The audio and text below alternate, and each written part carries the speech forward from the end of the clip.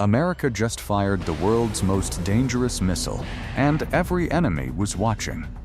Imagine you're sitting in Moscow's National Defense Management Center. It's 11:01 p.m. Pacific Time on March 3, 2026. Your infrared satellites, the ones parked in highly elliptical orbits specifically designed to stare down at North American launch sites, suddenly light up. A thermal bloom is erupting from the California coast. Your automated systems are already calculating azimuth, trajectory, and projected impact zone before your coffee gets cold.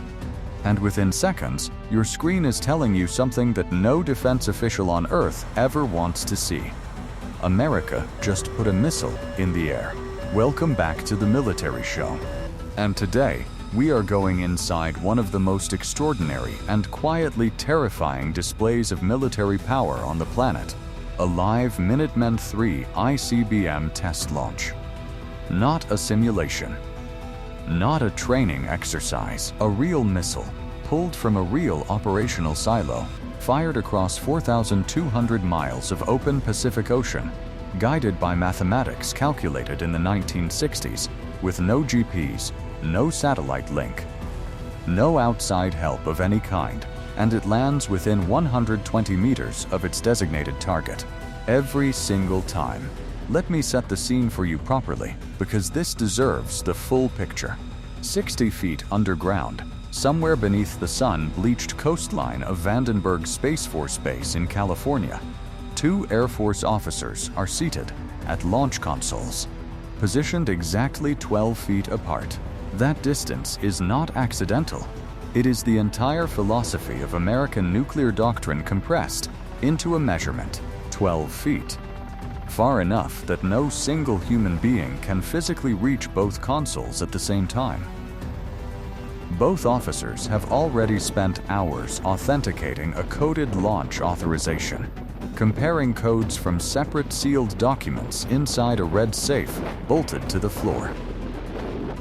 The codes matched, and now both men insert their keys into panels on opposite walls, and they must turn them within 2 seconds of each other. If one hesitates, nothing happens. If one refuses, nothing happens. The system was designed in 1962 around a single, ironclad principle. No one person on Earth should ever be able to launch a nuclear weapon alone. Now, I want you to sit with that for a second. The United States of America, the most powerful military force in human history, deliberately engineered its most lethal weapon system so that it requires two strangers to agree, simultaneously, in an underground vault, before anything moves. That's not a limitation. That's a statement of values baked into reinforced concrete. And I think that's genuinely remarkable, even if what those keys unlock is genuinely terrifying. This particular test, designated GT-255, was conducted by Air Force Global Strike Command and evaluated the ongoing reliability, operational readiness, and accuracy of the ICBM system, described as a cornerstone of America's national defense. An unarmed LGM-30G Minuteman III, carrying two re-entry vehicles, was successfully test-launched from Vandenberg Space Force Base in California, with both re-entry vehicles traveling across the Pacific Ocean to a predetermined target at the Kwajalein Atoll in the Marshall Islands. And here's the part that matters. The missile used in this launch was pulled from the 91st Missile Wings Complex at Minot Air Force Base and transported to Vandenberg. This wasn't a freshly built weapon, fresh off an assembly line with brand new components. This was an operational missile, the exact same type that's been sitting underground in Montana, Wyoming, and North Dakota, through blizzards, through decades, through the entire post-Cold War era. The Air Force grabs one of these at random, trucks it across the country, and fires it. Because the whole point is not to prove what a new missile can do. The point is to prove what the old one still can. As of late 2024, the United States maintained about 400 deployed Minuteman III ICBMs in underground silos in the northern tier of states, with silos and command centers located in Montana, North Dakota, Wyoming, Nebraska, and Colorado. And roughly 800 officers rotate through 24-hour underground shifts every single day, 365 days a year, pulling what the Air Force calls alert. The missileers themselves have a different name for it. They call it the longest day of their lives, every single time. It is the only job in the military where a perfect 20-year career means you never actually had to do your job. And every one of those officers goes underground anyway, every shift, because the whole system only works if someone is always ready. Now let's talk about what happens when those keys turn. Because the physics of this launch are almost incomprehensible. 90 feet above the two officers, explosive bolts shatter the restraints anchoring the missile to the silo floor. A silo door, 4.5 feet of reinforced concrete and steel, heavier than a Boeing 737, blows open on hydraulic rams in seconds. Then, the first stage motor ignites while the missile is still inside the tube. Over 200,000 pounds of thrust erupt inside a concrete cylinder barely wider than the missile itself. The clearance between the missile body and the silo wall is measured in inches. The guidance computer is correcting the trajectory in fractions of a degree from the very first millisecond, keeping 60 feet of rocket centered inside a tube that would destroy it on contact. One drift, one hesitation, and 80,000 pounds of solid rocket fuel meets reinforced concrete at 200,000 pounds of thrust. The word the training manual uses for that outcome is exactly one word: catastrophic. The missile clears the silo in under 3 seconds. The crew 60 feet below feels every one of them. The capsule bucks hard on its shock absorbers, the same pneumatic cylinders designed to survive a near-miss nuclear detonation, now absorbing the force of their own missile, leaving home. The sound doesn't travel through the air, it travels through bedrock. A low-frequency shudder that rattles pencils off the console and vibrates your teeth. And both officers are staring at their panels, waiting for the one warning light that would mean the motor failed to clear the tube. That's the moment I keep thinking about when I study this stuff. The officers who built and maintain this system accept, as a routine professional reality, that the thing they just launched might destroy the very room they're sitting in. And they pull alert anyway. The Minuteman III stands 59 feet 10 inches tall, weighs 78,000 pounds, and has a maximum diameter of 6 feet. Built by Boeing, it can travel over 6,000 miles at speeds up to 15,000 mph and reach altitudes up to 700 miles above Earth's surface. To put that in perspective, the International Space Station orbits at roughly 250 miles. This missile coasts 700 miles above the planet, higher than any space station humanity has ever built.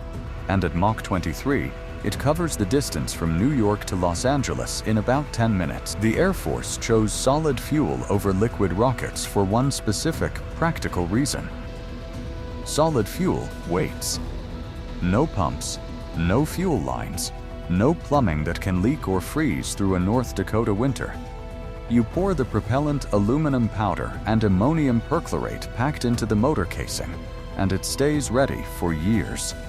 The missile pulled for GT-255 had been loaded and sitting operational in a silo long before it ever saw California. And when they fired it, that fuel burned at full performance as if it had been poured that morning. If it hadn't, if temperature or time had degraded that propellant even slightly, then the Air Force would suddenly have to question 399 identical missiles sitting underground right now, because that's how this math works. One test validates an entire arsenal. One failure calls an entire deterrent into question. Once that motor ignites, it burns until it's gone. You cannot shut it off. There is no abort. Once it lights, The only thing that stops this missile is the ground. And I think that's worth saying out loud. The world's most powerful land-based nuclear delivery system is fundamentally, by design, unstoppable once launched. That is not a bug. That is the feature. Now here's where the engineering becomes almost philosophically interesting. After the third stage burns out, the missile is moving at 15,000 miles per hour in the vacuum of space. And from that moment forward, it receives no signals from anyone, no GPS, no satellite uplink, no radio contact of any kind. The guidance system, the ENS-50 Inertial Measurement Unit built by MIT's Instrumentation Laboratory in the 1960s, knows where it is because it tracked every single acceleration, rotation, and vibration since the moment of launch. It built an internal map of its own journey through space. And using that map alone, it will deliver its payload to within 120 meters of a target, more than 4,000 miles away. Think about what that actually means. 60 years ago, engineers in Cambridge, Massachusetts sat down and designed a brain that could navigate across the Pacific Ocean without once looking out the window for help. And today, the Air Force still hasn't found a compelling reason to replace it. Sometimes, the original solution is just the right solution. As the re-entry vehicle descends toward Kwajalein Atoll, the laws of physics that carried it there suddenly try to destroy it. At Mach 23, the air can't move out of the way fast enough. It compresses so rapidly it converts to plasma, a sheath of superheated ionized gas wrapped around the cone like a cocoon made of fire. 6,000 degrees Fahrenheit on the exterior, hot enough to melt titanium. The heat shield handles this the only way physics allows. It tears apart. The ablative coating burns away in layers, each molecule vaporizing and carrying heat with it, so the vehicle inside doesn't have to absorb it. The shield sacrifices itself, fraction by fraction, to protect the payload riding inside. And underneath that disintegrating shield, the cone has no idea whether it's carrying a test instrument package or a W-87 thermonuclear warhead with a yield more than 20 times the bomb that leveled Hiroshima. When armed, each Minuteman III carries a single nuclear warhead with an estimated atomic yield equivalent to more than 300 kilotons of TNT, more than 20 times the estimated yield of the 15-kiloton bomb dropped on Hiroshima during World War II. The engineering doesn't know. The physics don't care. The math is identical either way. Gen.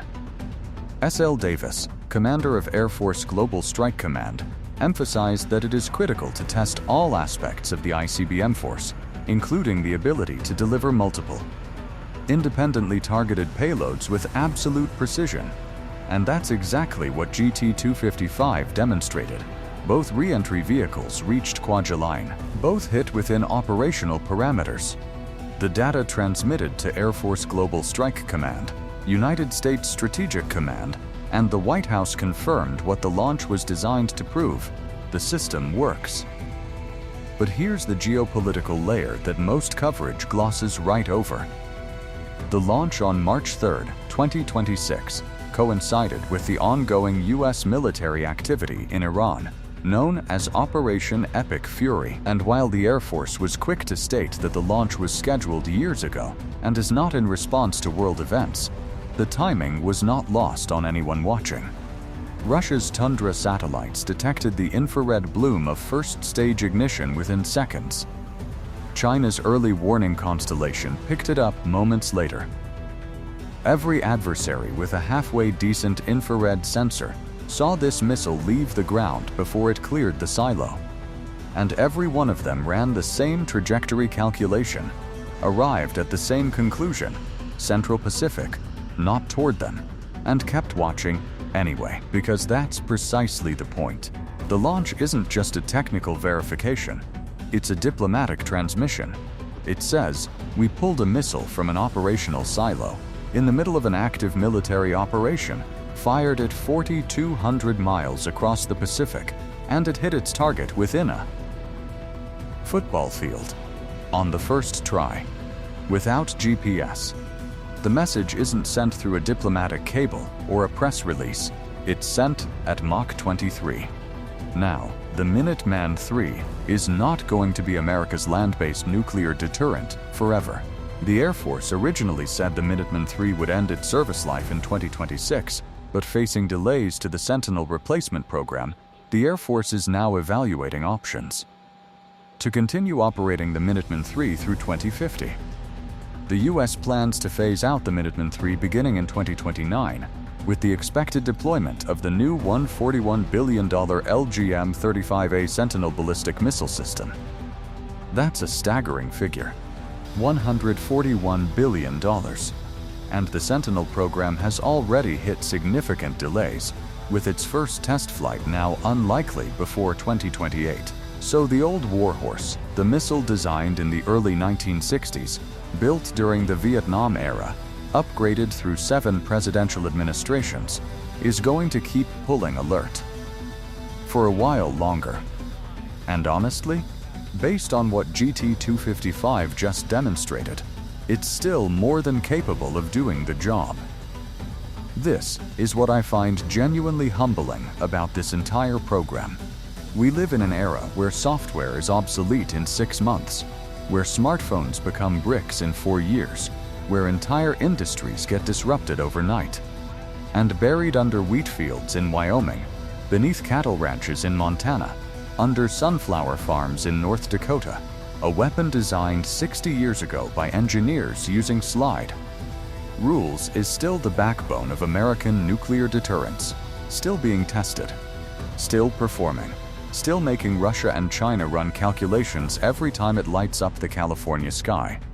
Over 300 test launches have occurred across the program's history, with earlier tests in June 2025 and February 2025 further affirming the system's dependability. GT-255 is just the latest chapter in a story that has been running without a single day off since 1970. 800 officers underground every day, 2 keys, 12 feet apart. And a weapon that the entire architecture of modern geopolitics rests on never actually having to use. That's the paradox at the heart of nuclear deterrence. And I think about it more than I probably should. The system only works if it works perfectly. The test only matters because the missile being tested is identical to the ones that will never be tested, the ones that stay loaded in their silos and never move. Every successful GT is a message to every adversary. Don't make us find out what 400 of these look like when the launch order is real. And somewhere in Moscow, somewhere in Beijing, somewhere in Pyongyang, someone got that message on March 3rd, 2026. Loud and clear. At Mach 23. If this video gave you a different perspective on what American military deterrence actually looks like behind the classified curtain, then do me a favor right now. Hit that like button, because it genuinely helps this channel reach people who care about this stuff as much as we do. Drop a comment below and tell me what aspect of this surprised you the most. The 00000 launch code story, the MIT guidance computer still running 60 years later, or something else entirely. And if you are not subscribed yet, what are you doing? Hit subscribe and turn on notifications, because we cover the stories that the mainstream outlets skim right past. Stay locked in. We'll see you in the next one.